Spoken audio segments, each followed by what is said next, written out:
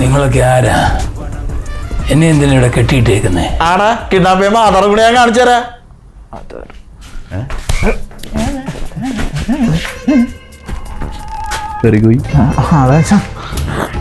അതാ ആധാർ കാർഡ് എടുക്കാൻ പുള്ളിനെ കിഡ്നാപ്പ് ചെയ്താൽ കൊണ്ടുവന്നേക്കണത്, അല്ലാണ്ട് ഇന്റർവ്യൂ അല്ലേ.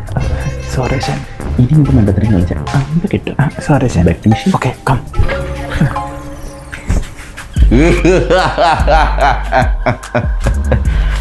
2 മണിക്കൂറിനുള്ളിൽ നിങ്ങളുടെ മകൻ 10 ലക്ഷം രൂപ വന്നില്ലെങ്കിൽ ഞങ്ങൾ നിങ്ങളെ കൊണ്ടേ കളയും.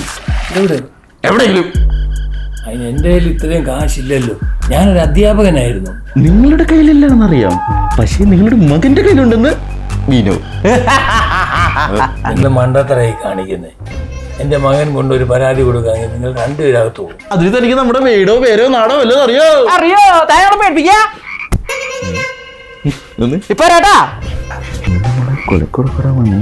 സോറി ശാൻ,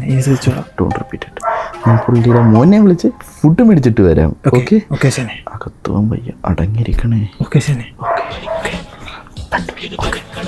പരാട്ടാ.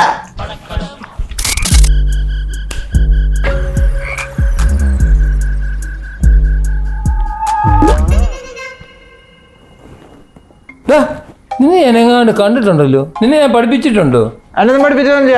ഞാൻ സ്കൂളിലൊന്നും പോയിട്ടില്ല. പിന്നെ സുമേഷ് പിയർസ് പ്രസന്റ് സാർ.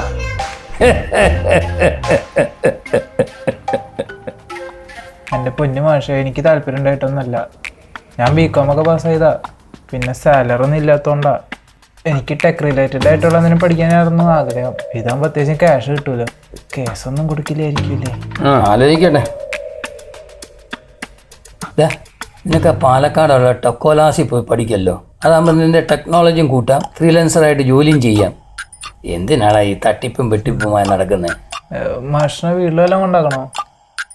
10 lakhs 10 ലക്ഷം. അവനല്ലേ മന്തിയല്ലേ കൊടുക്ക. സുമേഷേ, എന്റെ പൊന്നി. സാറിനിപ്പോ മറ്റേ പിള്ളേര് ഇരുത്തി ചായയും കടിയും കഴിക്കണ പരിപാടി ഉണ്ടാ? അതങ്ങനെ നിർത്താൻ പറ്റുമോ? പിന്നെ സാറന്ന് മറ്റേ ക്ലാസ്സിൽ പഠിക്കുമ്പോ ചന്തയും പഠിച്ച പാടില്ല, അത് എപ്പോഴും കിട്ടാ. അത് പറ്റില്ല. എന്നിട്ട് നീ ഒന്നും നന്നായില്ലല്ലോ അവിടെ.